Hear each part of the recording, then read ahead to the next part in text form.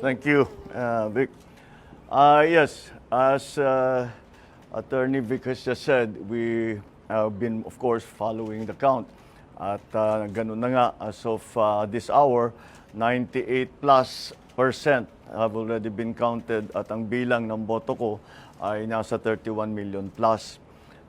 Kaya't maraming nagtatanong ngayon na kahit na hindi pa ako napoproklama, maraming nagtatanong, many people have been asking, what happens next? And what are we doing now? Well, right now, syempre, we have to, ang intention ko is to hit the ground running. Kung sakali man, matuloy ang proklamasyon later this month, ay kailangan nakahanda na tayo. So pinag-uusapan na namin ang mga appointment.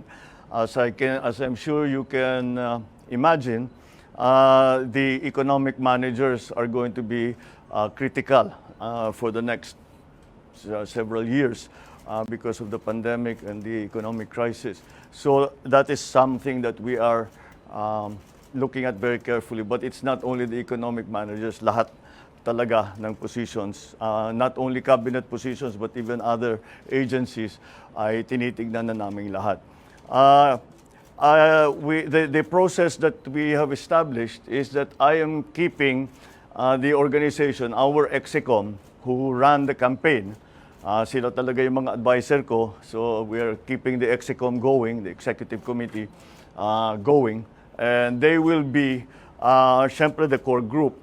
But ang thinking ko is that each department, we have to talk to the specialists in that discipline or in that sector. For example, if we're going to talk about agriculture, we have to talk to all the best agriculturists, all the best workers in agriculture that we know. Tanong natin, sino kayang pwedeng magaling?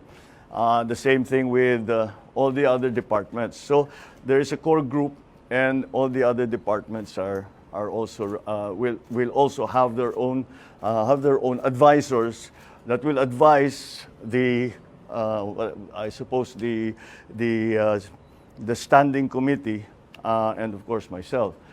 So that is how the process has been established. Kaya, actually, bago kayo dumating, we were in there doing precisely that. I'm continued to be guided by, as I've said before, a competence and a willingness to work with the next administration. So we have removed, in our discussions, we remove immediately what their political leanings have been. Kung lumaban ba sa atin, kung sumama ba sa atin, that's not going to be part of the discussion. I'm also guided by the critical areas that we talked about during the campaign.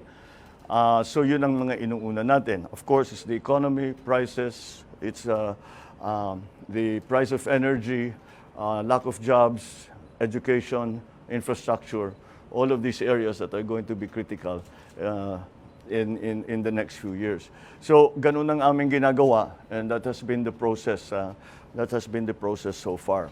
I'm also guided by the fact that 31 million of our kababayans have voted for unity. And I am guided by that in the sense that I will continue to work for a government, an administration that gives voice to everyone who wants to help. We may not agree. We may not, in the end, we might do exactly as they say. But whatever it is, it is not important who the messenger is. The importance is going to be the message. In the next few days, I will be talking to you. Baka every day there will be something to announce because marami na talaga kami ginagawa. So in the next few days, we will continue to keep you informed about what's going on. And I think I am already authorized by to announce the first nominee that we will be giving to the Commission on Appointments when the time comes, should I be proclaimed. and that is that our incoming Vice President has agreed to take the brief of Department of Education. So si Inday Sara, sabi niya tinanong ko sa kanya kung kaya niya yung trabaho dahil mahirap ang trabaho ng Secretary of Education. Pero nag-agree naman siya at palagay ko kasama na diyan dahil she is a mother and she wants to make sure that her children are well trained and well educated, and that's the best motivation that we can hope for. So that is the first announcement that I can make that has come out of this process. So again, it is 31 million. I know the counting is not over. It is not yet official, but I can always say, I always guided and I always look to the fact that 31 million of our countrymen voted for unity.